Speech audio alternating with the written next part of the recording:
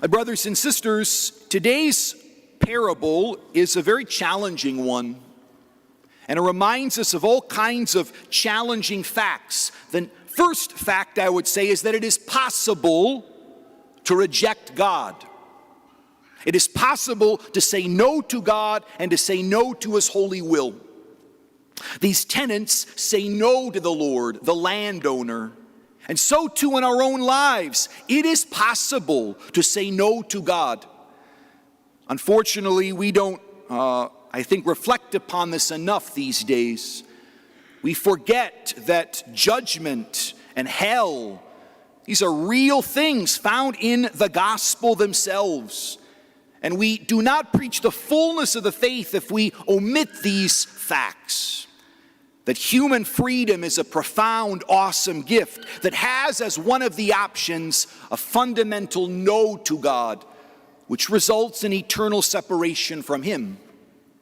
But we're also confronted with these tenants who have been given land by the landowner, and we are called upon to reflect what tendencies are within these tenants that are also within our own lives. In what way do we act like these tenants?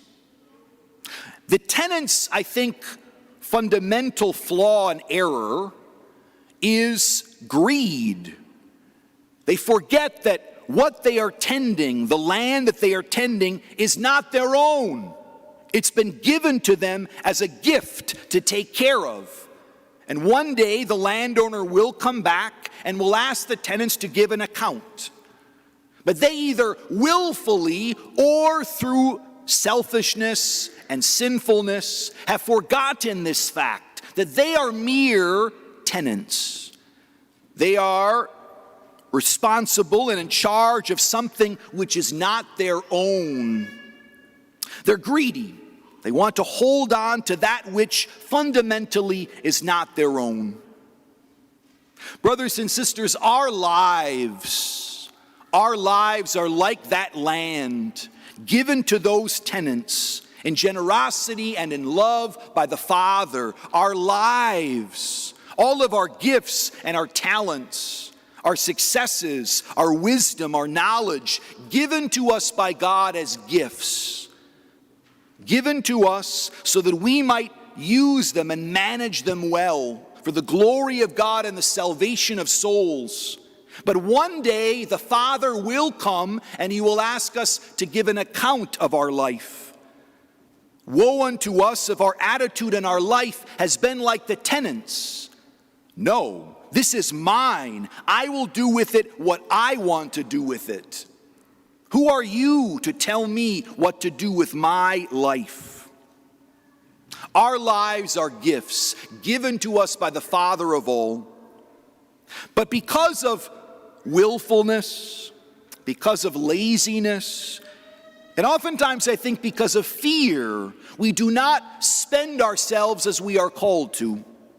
And so I want to speak about these three temptations, these three struggles that certainly I struggle with, in our attempt to be better stewards of the gift of our lives and of our talents and of our resources, to be better managers of love, to be more generous servants of the Father who has given us all. Willfulness. I don't know about you, but I don't like being told what to do. And I made a promise of obedience.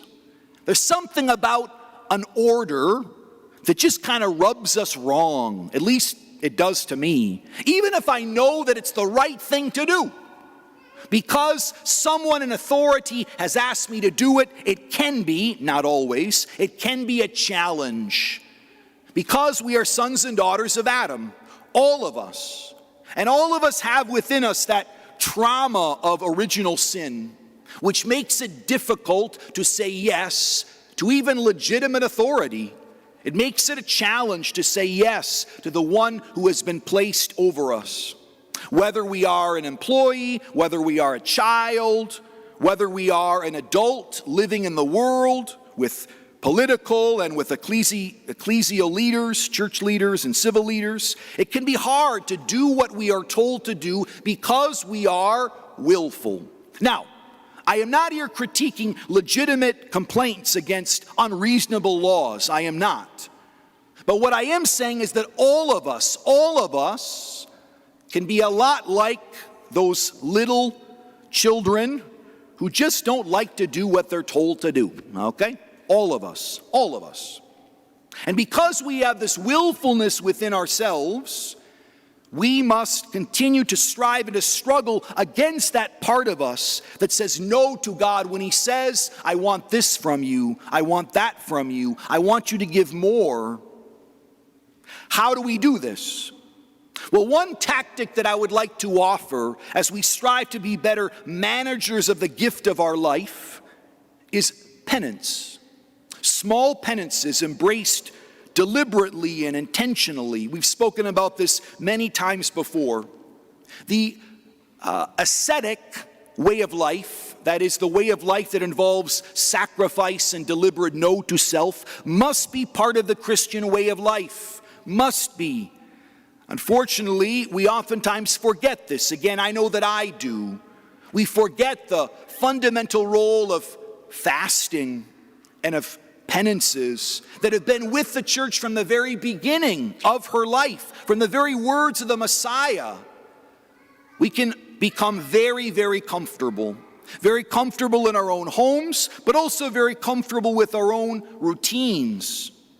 But we must strive to embrace some element of the cross deliberately. What might that be? We give up desserts, except on Sundays. We give up some TV show that we really, really enjoy. We give up turning the heat up an extra 2 degrees, especially if we know that our spouse likes it a little bit cooler. We embrace that small penance. Maybe, I'm not suggesting this on a regular basis, but maybe we take a little bit colder shower than we normally do every once in a while, not every day, every once in a while. Maybe we don't have that can of pop late in the afternoon. Some small acts of penances where we say no to something which isn't necessarily bad. It's not necessarily bad. But we train our will. We train our will to say no to some good or morally neutral thing so that our will is strengthened in small ways. So that when God asks something more difficult of us, to forgive our enemy, to give ourselves in service, to keep our, perhaps to be silent in the face of something we'd like to respond to, our will has been strengthened. So, how do we continue to fight against that willfulness that all of us have? Small penances embraced. Once again, I remind us all that Fridays, all throughout the year, unless the Friday is a solemnity, are days that the church has asked us to refrain from eating meat. Now, it's obligatory in Lent, but the church also encourages us to do the same thing on Fridays outside of Lent. And if we don't do that, we are obligated to replace it with either another penance or a prayer or an act of charity.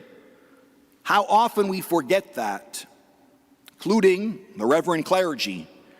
Fridays must be a day in which we remember the penance of the Lord and seek to embrace it ourselves.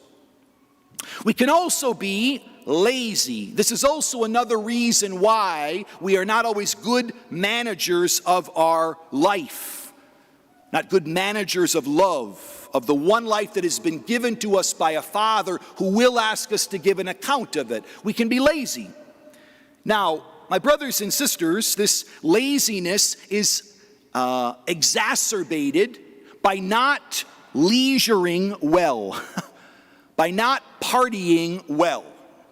What do I mean by this? Well, if one of the ways that we relax, if one of the ways that we kind of unwind, which everybody's got to do, and some people really need to do it, if one of the ways that we do that is through illegitimate pleasure, impurity, drinking too much, some other kind of activity that we know is objectively sinful, this kind of way of unwinding this will necessarily make it more difficult to use our free time well. And so we'll be totally wiped out, not only on the spiritual level, but probably on the physical level too. We have to strive to use our leisure time well. Especially, I think this is important on Sundays. It's important to strive to make Sundays a day that is different than other days, even more than just getting to Mass on Sunday. To strive to spend time with the family, to strive to maybe go for a walk while the weather's still such as it is, to tend to the good natural needs of the body, to get a good, long, glorious nap, whatever it is. To use Sundays well. Because unfortunately, for far too many of us, Sunday, of course, is the day where we scramble. We scramble to get ready for the coming week. And because of that, because we don't use that Sunday well, we're naturally tired and wiped out the rest of the week, unable to do what we know we ought to do. I admit there's a difference between fatigue and laziness, but we can certainly see how the two are connected. There's a kind of fatigue of the soul. I don't want to exert myself. I don't want to do this or do that because it takes away pleasure or it's hard to do. So we have to let go of illegitimate pleasure, which will allow us to use our free time better, and we must use Sundays well. You as families, I urge you to be practical and concrete. How will we use Sunday well? How will Sunday be different than other days? What planning must take place to make that a fact and a regular occurrence in our life? Final point, I promise.